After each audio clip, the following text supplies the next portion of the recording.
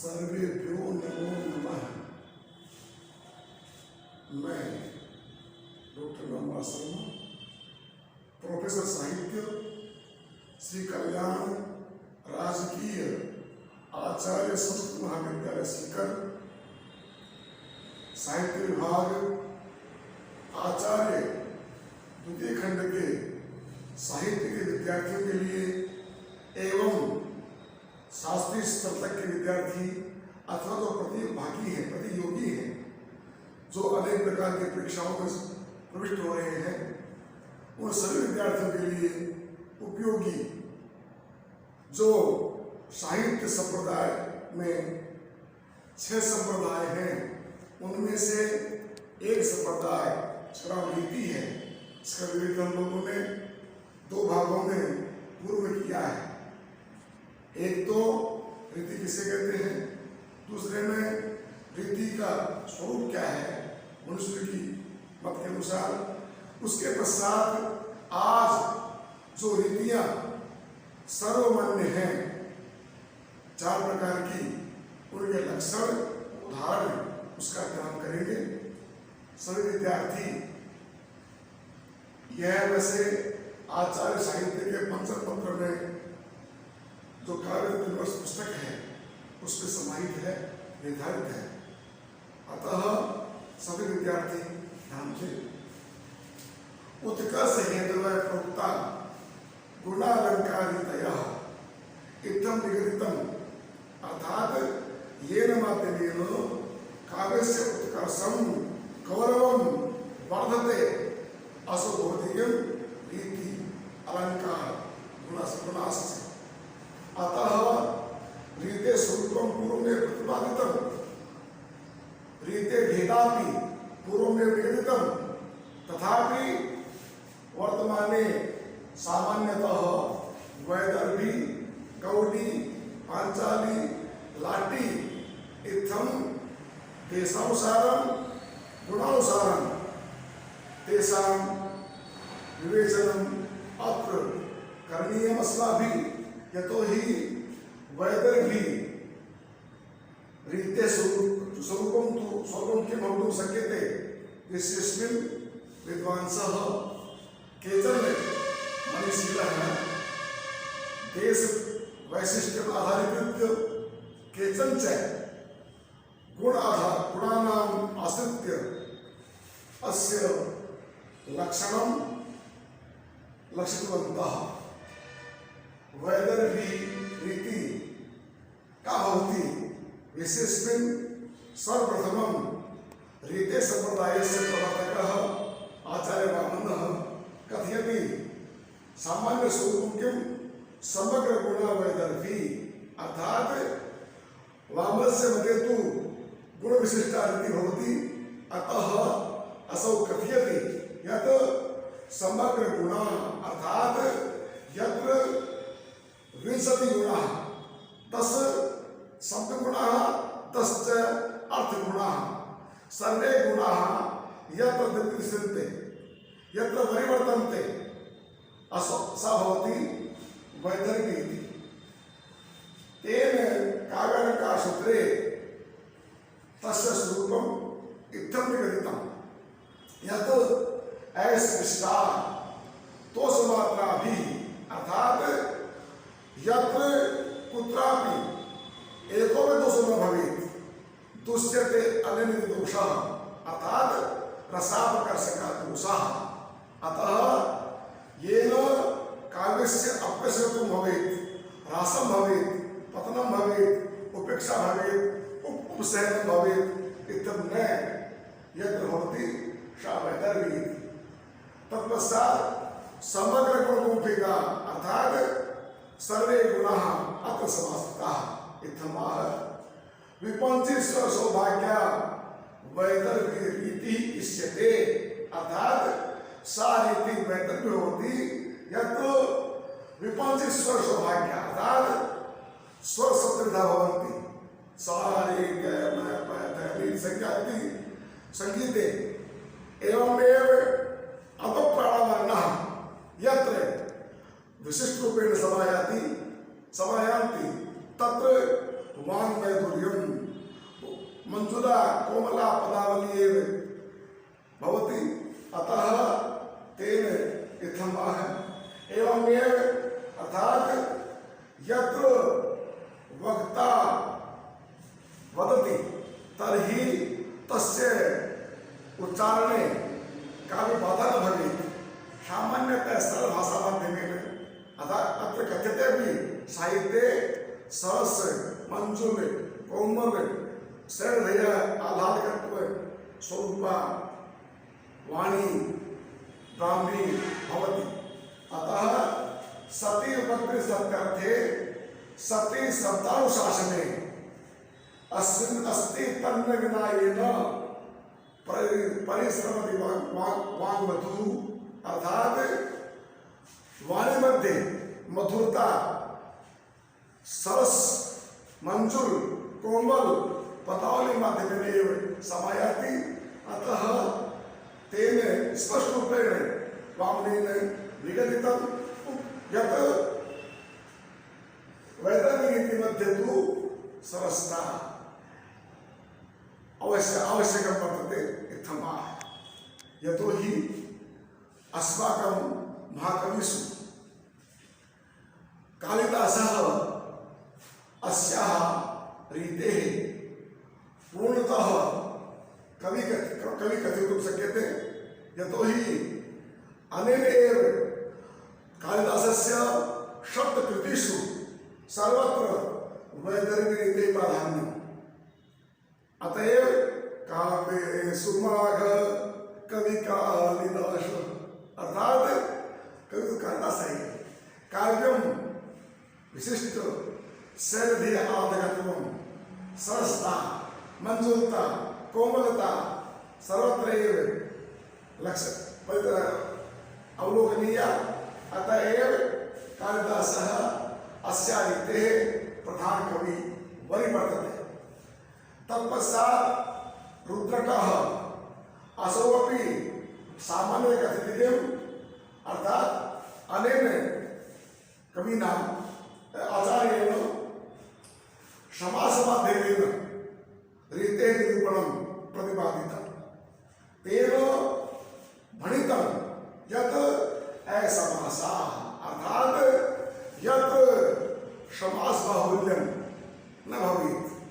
समास बहुधा तो गोली भवति। अतः किम् अर्थात यत्र समास सामान्य भवेत् अथवा न भवेत् तर्हि भवति किं वैदर्भीति इति। अनेन स्पष्टतया लिखितं स्वकीय काव्यालङ्कारेऽपि असमस्तेक समस्ता तस्मी गुणैः वैदर्भी वर्ग द्वितीय बहुला स्वतः प्राणाक्षराच सुविधेया अर्थात अल्पप्राणवर्णा भवन्ति महाप्राणवर्णाश्च तत्र वर्गाणां प्रथम तृतीय पंचमः यः सर्वप्राणः वर्गाणां द्वितीय चतुर्थौ स्वस्य महाप्राणः इत्थं निगदितं व्याकरणे महर्षि पाणिनिना। अत्रापि अनेन लपितं यत् अर्थात असमस्ता समास रहिता अथवा समास सामान्य समासो भवेत्।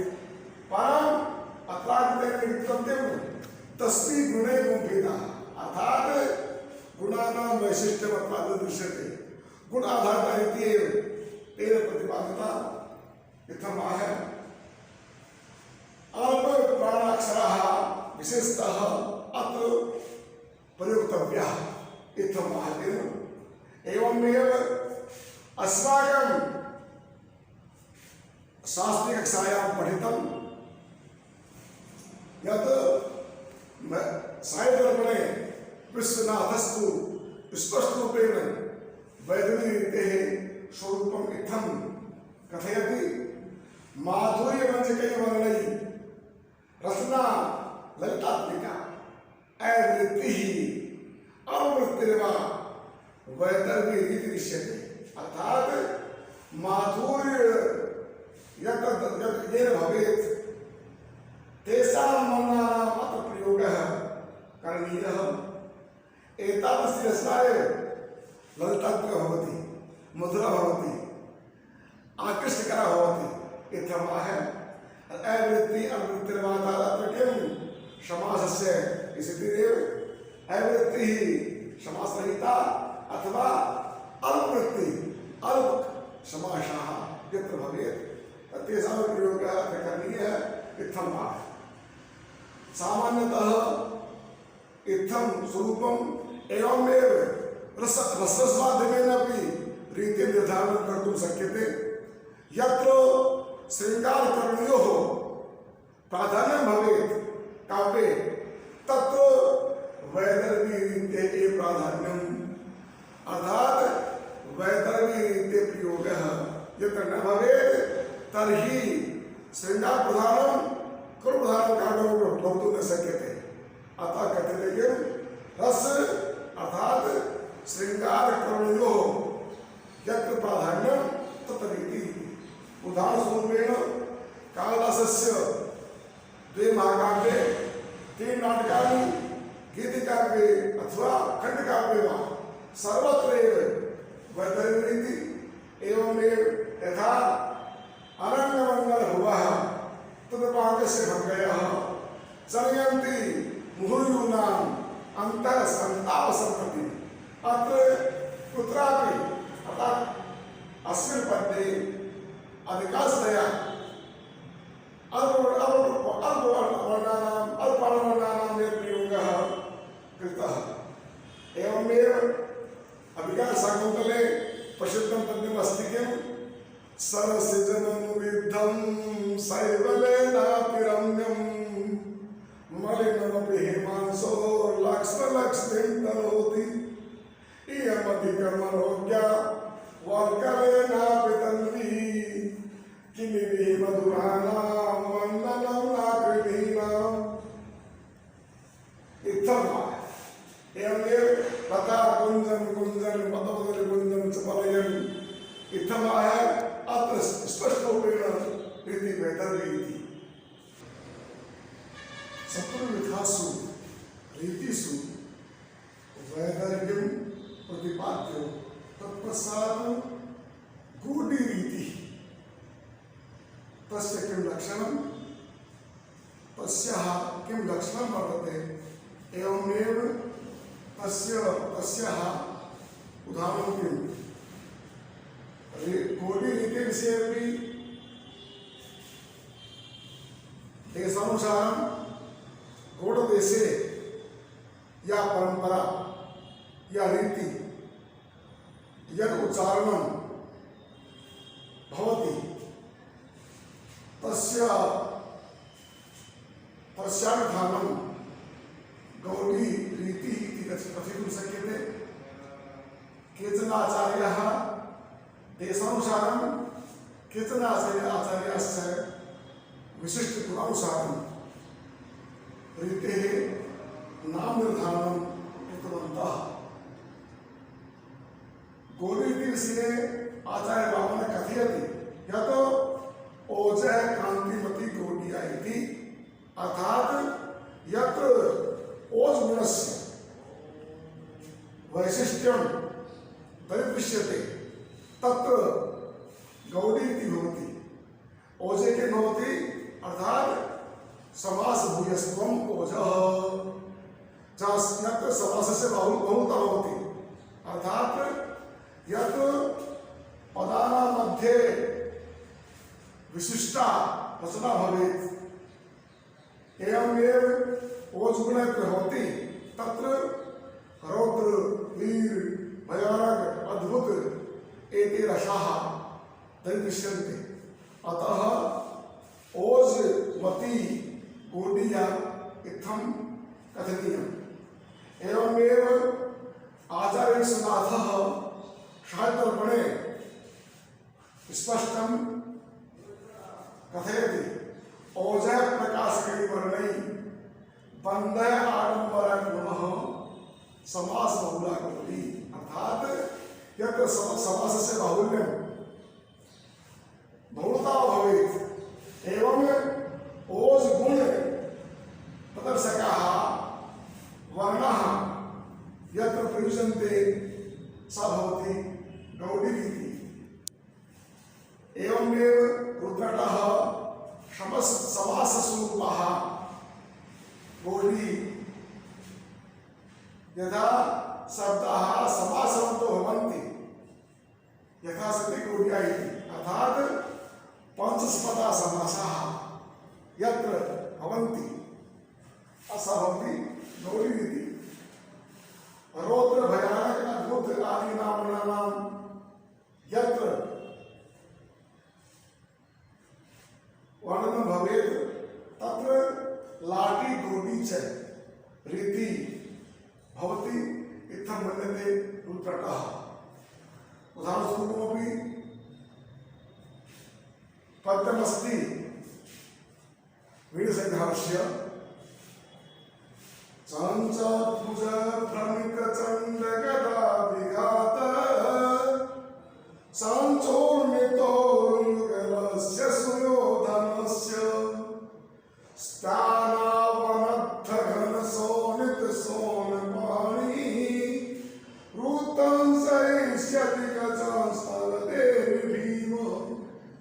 अत्र भीमः कथयति द्रौपदीं प्रति अत्र पद्यस्मिन् समास बहुधा दृश्यते एवमेव ओज गुण स्पष्टतया परिलक्ष्यते।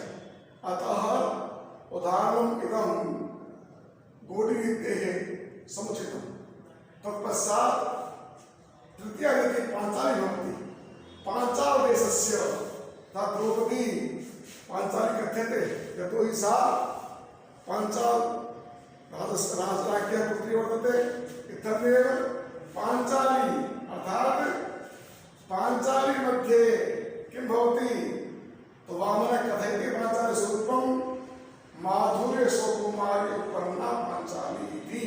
अर्थात् यत्र पदानां मध्ये माधुर्यत्वं भवेत्, स्वकुमार्यत्वं भवेत्, मञ्जुत्वं भवेत्, सस्ता भवेत् तदा पांचाली रीतिः भवति।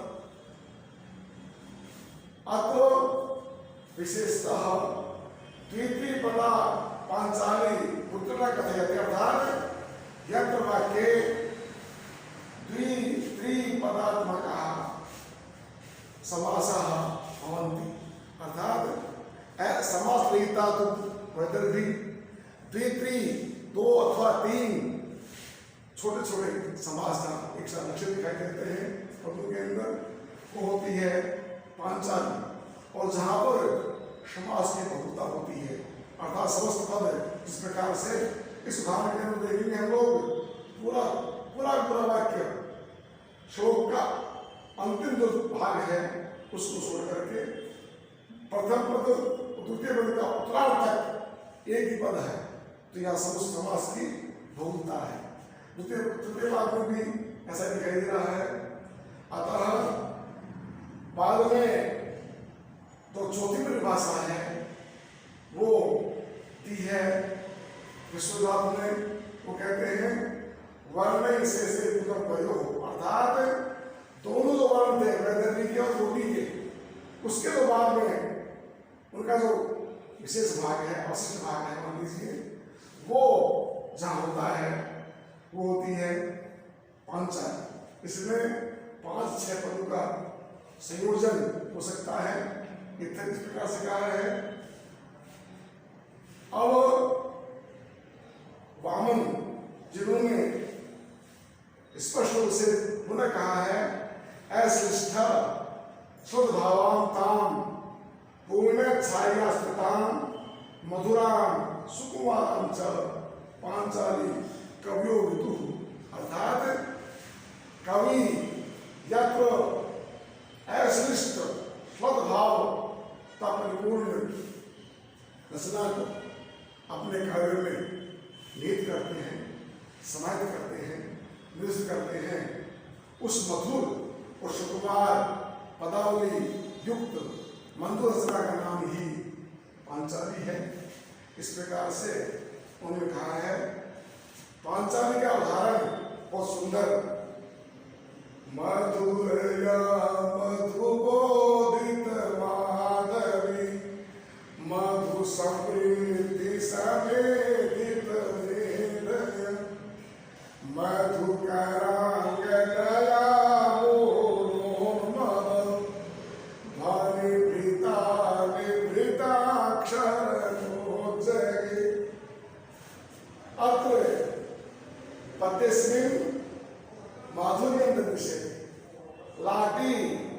लाटी रीति तु वैदर्भी पांचाल्यो मध्ये अथवा अस्य अंतर्भावे भवितुं शक्यते।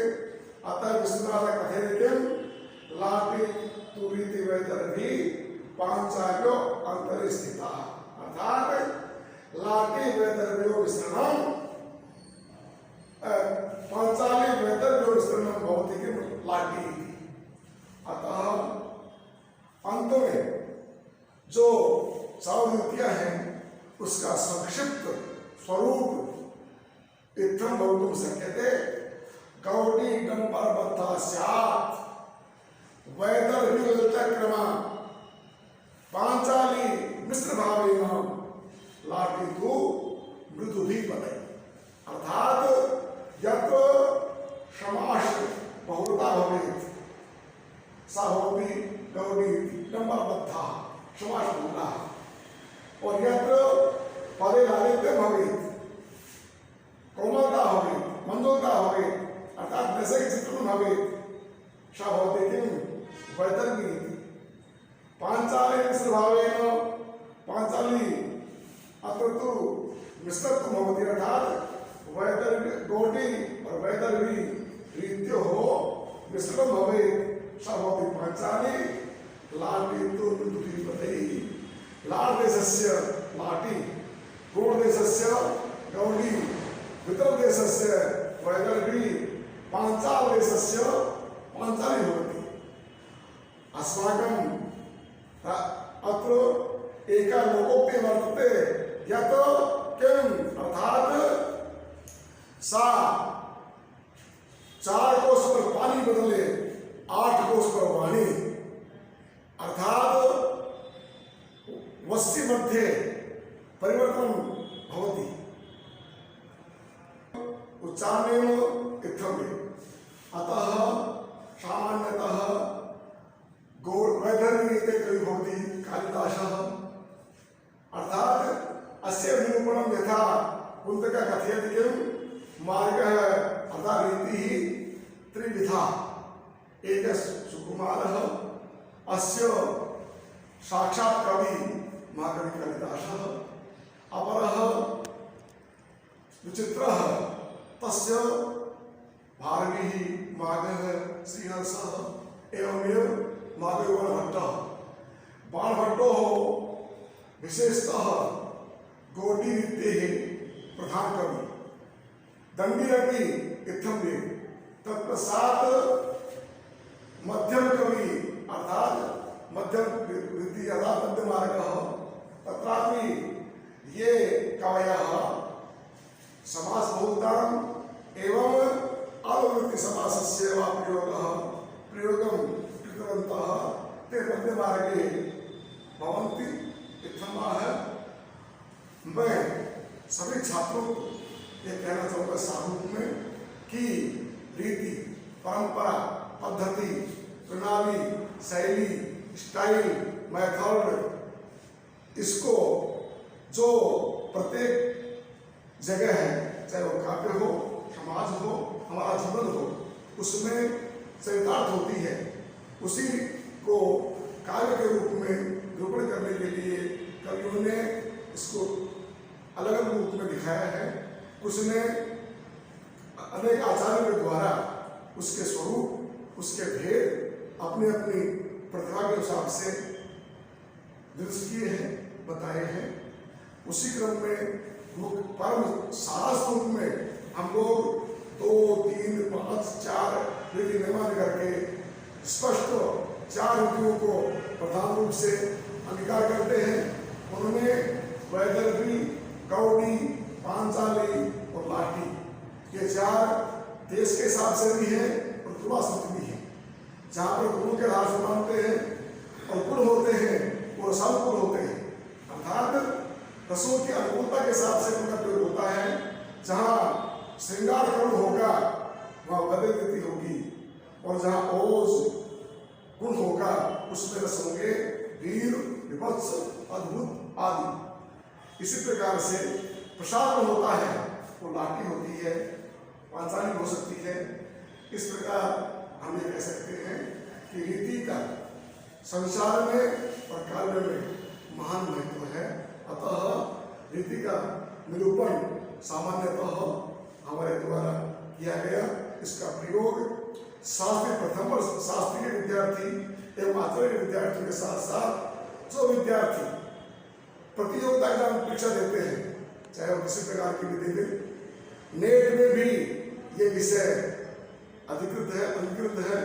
अतः सभी छात्र इसको ध्यानपूर्वक समझें और देखें। उदाहरण के रूप में बहुत से मिल जाएंगे। मैंने संक्षिप्त रूप में और साफ रूप में रीति का प्रतिपादन निरूपण किया है। अतः सभी विद्यार्थी ध्यानपूर्वक इसका अध्ययन करें। अंत में